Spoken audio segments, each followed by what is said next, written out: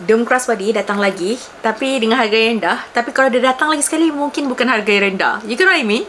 So ini warna hitam pakai Saffiano leather with the gold hardware dekat sini. Depan ada pocket tau, tapi pocket dia tak adalah berapa nak function sangat. So macam kalau letak phone kan, boleh penampakan nampak belagak sangat lah dengan 3 kamera tu kan.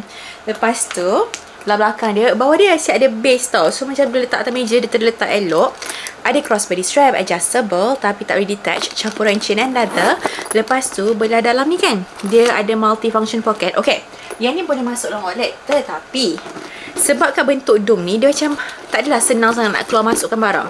Tapi boleh masuk long wallet, especially kalau yang Michael Kors punya long wallet lah. Sebab kalau Michael Kors punya long wallet and trifold tu, dia kecil sikit pada regular size wallet.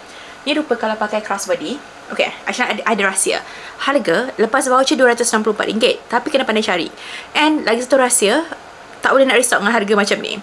Untuk cara pembelian, boleh tekan dekat Shopping Bag di bawah. If you guys have any question, tak jumpa voucher ke apa kan, comment down below dan jangan lupa tekan button follow.